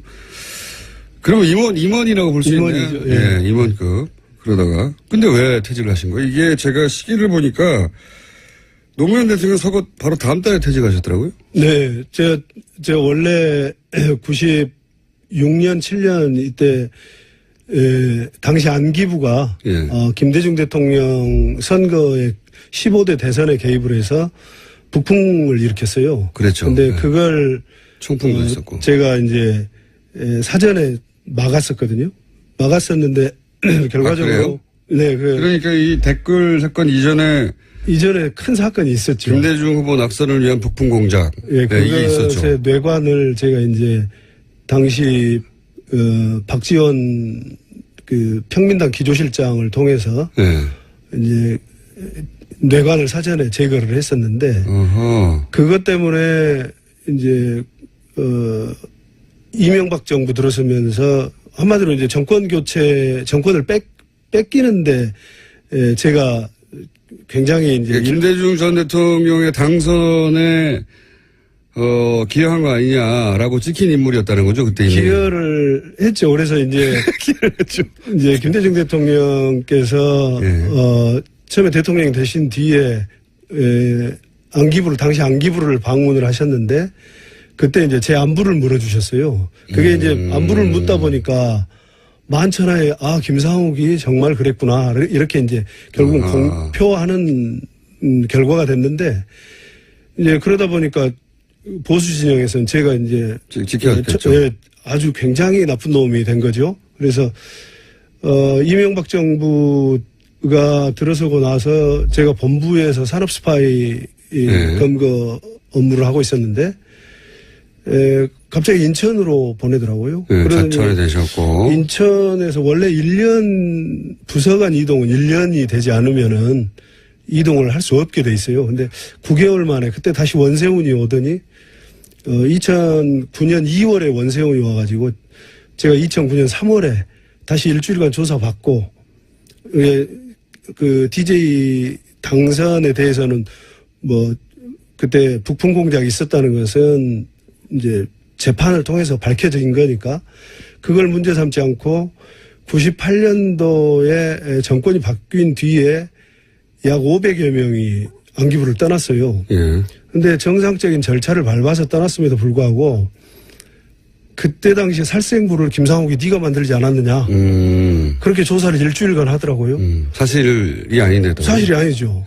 살생부를 제가 살생부를 만들 정도로 뭐 그런 위치에 있지도 않았고 그리고 직원 개개인에 대해서 제가 관심이 없었고 그랬는데 그게 이제 사실 무근으로 밝혀졌는데 근데 왜 그만두셨어요? 그래도 인사조치를 해라 그래가지고 대구로 뭐 하여튼 자청하게 됐었는데 그랬는데 대구에서 했는데 2009년 5월 23일 날 노무현 대통령께서 서거를 하셨는데 이 막 그 연화장으로 이렇게 화장하는 그 이제 장례 차량이 중계되고 그랬었어요. 생중계했죠. 전국이 다 봤죠. 그걸 보면서 직원들이 그 고인을 폄훼하는 마치 저 들으라고 하는 듯한 얘기 굉장히 견딜 수가 없었어요. 그다음에 노무현 대통령의 화장 장면을 보고 국정원 직원들이 입에 담기 어려운 얘기들 제가 차마 방송에서는 하기 어려운 욕설을 막 하더라. 뭐 그런 얘기. 잘 죽었다 한마디로 이런 식의. 그때 우리 사회 보수 쪽에서 막 이렇게 폄훼하는 말들이 있었지 않습니까? 그런 얘기들을 국정원 직원들이 제 주위에서 하고 그랬어요. 저 들으라는 듯이 마치. 그러고 있는데 원세훈은 또 그때 직원들을 삼천교육대라고 해가지고 우리끼리 영어로 삼천교육대 했는데 나이 먹은 직원들을 다시 강도 높은 훈련을 해서 아마 본인 의사는 그렇게 하면은 사표를 내지 않을까 생각을 했던 것 같아요. 근데 거기에서 벌어서 부모 봉양하고 자식 키우고 그런데 아무리 힘들어도 사표를 낼 수 있겠습니까? 계속 다니니까 사표 내는 직원이 없으니까 원세훈 원장이 그때 원장이 방송 용어로 적절할지는 모르겠는데 이 자식들은 아무리 밟아도 사표 내는 놈 하나 없다. 그래서 그 두 가지. 그 정도는 방송 용어로 아주 적절합니다. 예. 그래서 그 두 가지가 도저히 제가 있을 수 있는 조직이 아니다. 그래서 제가 사표를 내게 됐습니다. 그런데 이거 있지 않습니까? 제가 이제 그 어디서 보니까 당시 97년에 김대중 후보 낙선 북풍 공작을 세상에 알린 장본인이신데 근데 후배들에게 그렇게 말씀하셨다면서요. 나는 조직원의 의무를 저버렸지만 야당 후보를 용공 조작해서 빨갱이로 모는 것은 그걸 막은 시민의 의무는 지켰다. 그러니까 조직원의 의무를 저버렸으나 시민의 의무를 지켰다. 이렇게 얘기를 후배들에게 하셨다는데 제가 궁금한 건 이런 겁니다. 국정원 내에 그런 김상욱 씨의 발언에 공감하고 그렇게 유사하게 생각하는 직원들이 있습니까? 그래서 댓글 사건이 이제 세상에 모습을 드러내게 됐던 거죠. 제가 후배들이 제가 이제 김대중 대통령 그 연공 조작을 막았다라는 것은 다 알려졌어요. 네. 국정원 내부에서는. 대통령이 와서 그런 말을 했다니까요. 예, 알려졌는데. 그게 첫 번째 정권 교체였거든요. 역사적인. 그렇죠. 예. 예. 근데 저는 그냥 제가 이제 뭐 당연히 해야 될 일이었다라는 생각을 했는데 뭘 바라고 한 게 아니라 좀 세계적으로 망신스럽잖아요. 나중에 노벨 평화상을 받으신 분인데 그런 분을 무슨 빨갱이니 어쩌니 영국 주장 많이 했죠. 예, 예. 세계적으로 망신을 당할 일이다. 그래서 막았는데 후배들에게 제 나름대로의 변명을 한다고 한 것이 선배로서는 존경하지 마라. 조직 선배로는 존경하지 마라. 그래서 조직 윤리는 저버렸지만 내가 국정원 직원이기 전에 대한민국 국민이었다. 대한민국 국민의 의무는 절대적인 것 아니냐. 난 그걸 지켰을 뿐이다. 그러니까 그걸 이해하고 그런 예. 따라준 후배들이 꽤 있었어요. 구조 내부에 있어요? 예, 그 후배들이 제가 퇴직한 이후에 내부에서 있었던 부조리한 면들을 네. 얘기를 토로를 하고 격정적으로 토로하고 하면서 제가 이제 댓글 사건도 캐치를 하게 된 겁니다. 그 선배 그 사이에 이런 일들이 있었어라고 하면서 이제 그 김상욱 씨가 나오면서 했던 나는 시민으로서 의무가 중요하다고 생각했다고 하는 발언에 대해서 동조했던 내부 직원들 중에 일부가 와서 선배 이제 이런 일도 있어요. 이제 국정원 내부에 이런 토론하는 과정에 국정원 댓글 사건도 그렇죠. 나온 거군요. 네. 국정원 댓글 사건 말고 다른 건 뭐 있었습니까? 다른 건 무슨 보수단체 지원 문제도 이미 그때 예. 있었고 NLL 크게 문제가 됐던 NLL 그 장난이죠, 장난. 예, 그 뭐 NLL 포기를 했다라는 네. 남북 정상 대화록 몇 부가 네. 뭐 누구를 통해서 새누리당 쪽으로 유출이 됐다. 그것도 이미 그때 알고 이미 있었고. 전부 사실은 그 민주당에는 보고가 됐던 사안입니다. 네. 사전에. 근데 그러면 그거 말고 또 있습니까? 우리가 잘 모르는. 좀 있는데 그 지금 말씀 방송을 할 수 없네요. 방송으로 하긴 너무 좀 민감한 얘기들이 아이고, 많고. 궁금해라. 하여튼 그런 내용들 중에 그 국정원 댓글이 있었군요, 내부적으로. 네. 그 이후로는 이제 전개 상황을 압니다. 그러니까, 뭐 간단하게 얘기해서 이제 대북 심리전하는 부서가 북한이 아니라 국민들 상대로 심리전 한 거잖아요, 이게. 그렇죠. 예. 네. 국민이 마치 적인 양 하고, 네. 국민들 상대로 심리전을 한 건데, 당시에 제가 굉장히 안타깝다고 한 것은, 분명히 댓글 작업이 광범하게 이루어지고 있다는 것들은 사람들이 눈치를 알고 있었거든요. 예.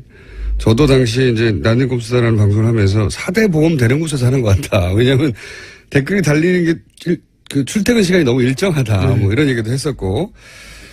그런데 안타까웠던 게 뭐냐면 그 당시 역삼동 오피스텔 앞 대티 상황 있지 않습니까? 네. 그때 김모 직원이 자기 국정원 직원 아니라고 하니까 아닌가 보다 문을 닫아줬어요. 네. 그러면서 그때부터 그 문을 사이에 둔 대치국면이 벌어졌잖아요. 그 직원은 당연히 회사라고 하죠. 국정원 직원은. 네. 예. 회사에 전화해가지고 이런 일이 있다고. 그다음부터는 이제 지시를 받아서 행동했을 것이고 조직적으로. 정말 안타까웠던 것은 아니 저걸 왜 그냥 내버려뒀나. 들어가는 걸. 저 문을 당장 부셔서라도 그 노트북이랑 그 휴대폰을 빨리 접수해야 되는데 저걸 왜 못하고 있지? 정말 안타까웠거든요. 제가 보면서. 네. 그때 그 현장을 보셨을 거 아닙니까? 그런 생각 안 하셨어요? 원래는 제가 며칠간 해서 이제 현장도 확보를 했고 대상도 특정을 했고 그랬는데 제가 왜 직접 안 가셨어요 그때? 절름발이로 위장을 하고 있었어요 제가. 그래서 그게 왜 위장을 했냐면 장비가 필요한데 네. 가장 긴 게 뭘까 생각해 보니까 목발이 가장 길더라고요. 그래서 목발을 가지고 문을 장악을 해야 되겠다. 문에 먼저 걸어야 되겠다. 문 열리기만 하면 내가 걸어야 되겠다라고 생각을 하고 그 다음에는 이제 뭐 노트북이고 휴대폰이고 증거물을 찾을 수 있겠다 했는데 그 증거물을 잡아야 되지 않습니까? 무엇보다도.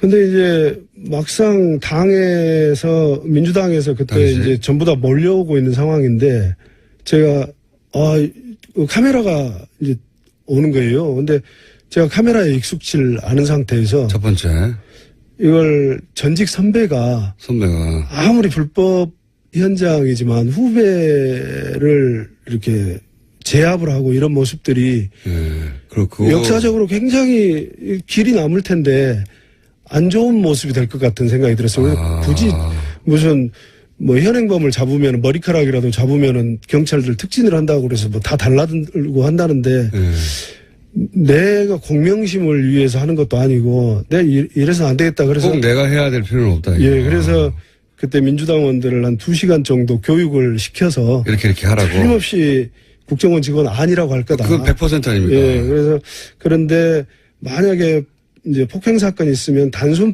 폭행 정도로 입건은 될 수 있다. 하지만 지금 이제 정권을 놔두고 싸우는 건데 예. 반드시 확보해라. 반드시 다른 거 필요 없다. 들어가면 노트북과 랩탑이 있을 건데 랩탑은 필요 없고 핸드폰과 노트북을 반드시 확보를 해라. PC는 필요 없고 예, 노트북과 뭐 그것만 잡으면 이제 전부 다 확보할 수 있다. 이렇게 얘기를 했는데 저도 너무 당연한 것 같은데 또 그리고 제가 밖에 서 있는데 예. 들어갔던 분이 나왔어요. 그러면서 저를 보고 국정원 직원 아니라는데요. 그래서 어떻게 됐습니까? 그랬더니 들어갔어요. 이런데 그걸로 역사가 바뀐 겁니다. 그래서 제가 현장을 떠났죠. 현장을 그러면서 제가 현장을 떠났습니다. 그렇게 된 거군요. 아니 저는 저 장소를 특정할 정도의 정보면 대단히 고급 정보 선수가 했을 텐데 어떻게 저 앞에서 아니라고 하고 그냥 문 닫고 나왔지? 이거 말이 안 되는 것 같은데? 그리고 왜 대치하고 있지? 바로 문 닫았으면 따고라도 들어가가지고. 아니, 그래봐야 결국 죽었으면 죄고. 그렇게 해서 확보할 수 있는 거는 지금 정권이 왔다 갔다 하는 증거물이지 않습니까? 그거 어떻게 저렇게 바보같이 처리하고 있지 생각했었거든요. 근데 안 해본 사람들이 하다 보니까. 너무 황당했어요. 그리고 그냥 왔다는 게. 예, 너무 황당했고, 그것도 이제 처음부터 했으면 그렇지만, 전부 교육을 제가 시켜서 했는데, 아마. 이렇게 해라, 이렇게 지시하셨을 거 아니에요. 제가 교육을 잘못 시키지 않았나 싶은 자괴감이 듭니다. 왜냐하면 국정원 직원은 본인이 국정원 직원을 인정 안 하잖아요, 원래. 다른 상황에서도. 평소에도 절대. 안 하죠. 평소에도 안 하고, 무슨 국정원에 전화를 해도 국정원 아니라고 그러거든요. 그리고 그 사람이 직접 하지 않으면 그런 사람 없다고 하거든요, 아예. 뻔히 자기 옆자리에 있는 사람인데도. 네. 근데 이제 교육을 시키면서 보니까 약간 국정원 현직 직원에 대한 두려움이 첫 번째로 느껴졌고. 이미 이제 이명박 시절을 겪으면서 그런 두려움이 더 쌓였겠죠. 예, 두 번째는, 너는 국정원 출신이니까 그렇게 말할 수 있지라는 생각을 하고 있는 것 같았어요. 그래서 교육을 시키는데 2시간이 걸렸었어요. 그렇게 받고 가서도 아니라니까 바로 와버렸군요. 예. 그러니까. 진짜 아닌가? 이렇게 생각하면서. 아니요. 다행이다. 다행이다. 아마, 그리고 이게 역정보 아니었을까? 라는 생각도. 제가 이제 국정원 출신이다 보니까 혹시 역정보 아니었을까? 라는 생각도 있었지 100% 않겠나. 신뢰를 못하는 부분도 있고 두려움도 있고. 예. 그러지 않았으면 정말 천재이루의 기회였잖아요. 결정적 찬스였는데요. 예. 그런데 그 한마디에 돌아설 수 있었을까? 지금 생각해도 안타깝네요. 네. 지금 생각해도. 그리고 나서 대선에서 박근혜 전 대통령이 선출되는 걸 보면서 내 인생은 이제 무지하게 꼬이겠구나 이런 생각 안 하셨어요? 그 다음날? 그랬죠. 그날 밤에 이미 이제 당락이 결정되는 것을 보면서 큰일 났다. 큰일 났다. 이거 사고를 쳐도 크게 쳤는데 이걸 앞으로 5년 동안 어떻게 살아야 되나? 5년 뒤는 또 기약이 있나? 그런 생각을 했죠. 제가 대선 이틀 후에 비행기를 탔기 때문에 주진우 기자와 함께 아주 긴 터널의 시작이었거든요. 예. 그리고 최고 권력이 직접적으로 타깃으로 하는 상태에서 5년간을 생으로 버텨야 하는 게 어떤 기분인지 겪어보지 않은 사람 잘 모릅니다. 네. 그 기분을 잘 알기 때문에 여쭤보는 건데 그 순간 후회는 안 하셨어요? 아, 내가 왜 그랬을까? 사건을 했던 것에 대해서는 후회는 안 했어요. 하지만 후회는 안 그 했어요. 뒤에 정말 고생하셨죠. 예, 근데 이제 좀 전에 우리 물어봐 주셨던 그런, 어떤 비난을 감수하고라도 내가 했어야 되는데, 아, 내가 직접 했어야 되는데, 라는 생각, 그런 후회를. 그건 했죠. 정말 후회가 되셨겠죠. 예, 그게 예. 지금도 후회스러운 장면입니다. 그 5년간 이제 겪어본 사람, 저도 겪어봤기 때문에 드리는 말씀입니다만은, 그 5년간의 압박, 그런 압박은 이제 상상하고는 다르게 실제로 겪으면 엄청난단 말이죠. 그래서 주변과 일상생활 전체가 무너지거든요. 인간관계도 다 무너지고 그러지 않으셨어요? 다 무너졌죠. 다 무너지고, 또 국정원 대변인이, 언론에 대고, 개인의 영달을 위해서 조직을 팔아먹은 쓰레기, 이렇게 얘기를 하고, 또 국정원 내부에 제가 이제 그 입사 동기들로 이루어진 친목회가 있어요. 네. 그런데 그 동기회에서도 제명당했다는 소식을 듣고 그래서 동기에도 버림받고. 근데 굉장히 그 외 모든 인간관계 다 파괴되고 꼭 발가벗겨진 채로 그 궁수들 사이에 벌판에 놓여진 돼지 같다는 생각을 했어요. 누가 쏠지 모른다. 그리고 실제 전화도 안 하지 않습니까? 전화 안 오죠. 그리고 거꾸로 전화도 안 하지 않습니까? 저도 못하고. 왜냐하면 전화를 하면 뭔가 궁금한 게 있어서 전화를 하려고 해도 상대방한테 피해를 줄까 봐 못하죠. 네, 그렇죠? 못하죠. 네, 저도 전화를 안 하게 되더라고요. 예. 나하고 통화해서 그리고 또 재판도 받으셨지 않습니까? 재판은 4년간 받아서 작년 12월에야 마지막에 무죄를 받으셨죠. 끝났습니다. 예. 예. 그 과정 전체, 왜냐면 그 5년 후도 보장이 없기 때문에 이 정신적으로 버티는 거 굉장히 힘드시지 않으셨어요? 굉장히 힘들었죠. 네. 굉장히. 집에서도 굉장히 우울증 겪었을 것 같아요. 일단 이제 아내는 갑자기 아침 식사도 하기 전에 압수수색이 들이닥쳤고 이미 검찰에서. 예, 저처럼 다음날 비행기를 타서 내는데 그래 둘이서 이제 집사람 어쩔 줄 몰라 했고 그 뒤로 이제 무슨 상당히 대인기피증도 생기고 좀 엉망이 됐습니다. 예, 다 망가지죠. 예. 이 시간을 저희가 왜 일부 한 번만 잡았는지 모르겠네요. 앞으로 좀 더 나오셔야 될 것 같습니다. 오늘 첫 번째 시간으로 하고. 왜냐면 할 얘기가 너무 많은데 다른 거 다 건너뛰고 이 얘기를 좀 여쭤보고 싶습니다. 왜냐면 지금 대략 6분밖에 안 남았기 때문에 오늘 주제하고는 다른데 나오신 김에 꼭 여쭤보고 싶은 게 있어요. 답하시기 좀 곤란한 부분도 있을 텐데 단답형으로 간단하게 여쭤볼게요. 네. 최근에 이제 국정원 마취 사건이 사망한 임 과장 네. 부친이 언론에 등장해서 얼굴이 상처투성이었다. 왜냐하면 당시만 하더라도 아무런 외상이 없어서 자살로 결론이 나고 끝났는데 이제 그런 부친의 갑작스러운 증언이 있으면 다시 부각됐어요. 근데 이제 전체적으로는 이미 국정원을 떠난 이후에 벌어진 일이기 때문에 정확한 정보가 없으시겠지만 국정원의 경험을 비춰서 간단하게 견해를 듣고 싶은 부분이 뭐냐면 일단 유서 있지 않습니까? 네. 저는 유서를 보자마자 이게 정말 죽음을 작정하고 쓴 거냐. 왜냐면 거기 보면 딸에게 남긴 하트도 막 그려져 있고 유서인데 내가 이제 세상을 떠나는데 마지막으로 딸에게 남긴 유서에 하트가 막 그려져 있고 그다음에 뭐 감사합니다 뭐 이런 내용도 있고요. 마지막에 이 유서는 유서가 아닌 것 같은데 그런 생각 안 하셨어요? 굉장히.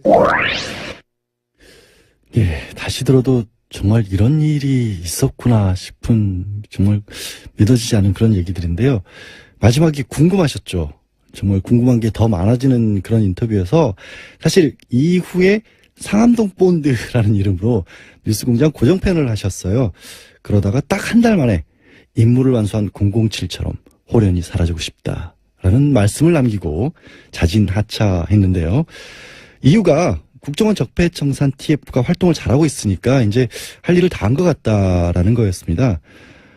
많이 아쉽긴 했지만 007이 다시 돌아올 일이 없는 세상, 그러니까 이분을 다시 모실 일이 없는 세상이기를 간절히 바랍니다.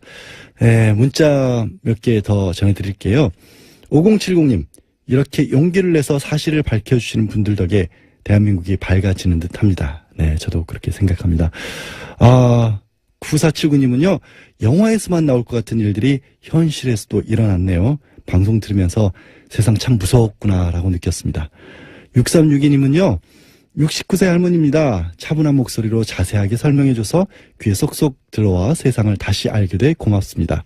앞으로도 열심히 듣겠습니다. 앞으로도 계속 사랑해주세요. 윤혜정님은 정말 심각한 뉴스들인데 뉴스공장에서는 일단 편하게 웃으면서 핵심을 듣게 해주셔서 애청하게 되네요. 뉴스공장 만세, 공장장님 만세, 양원이도 만만세, 네, 청취자분들도 만만세입니다. 강혜정님, 양변님 고생하셨어요. 남은 연휴 행복하게 보내세요. 라고 말씀 주셨고요. 뉴스공장 명절 특근은 여기까지 전해드려야 할 것 같습니다. 저는 변호사 양지열이었고요. 그동안 함께 해주신 이틀이었지만 여러분 꼭 고맙습니다. 그리고 저는 날이 좋은 날을 골라 꼭 다시 돌아오겠습니다. 네, 안녕.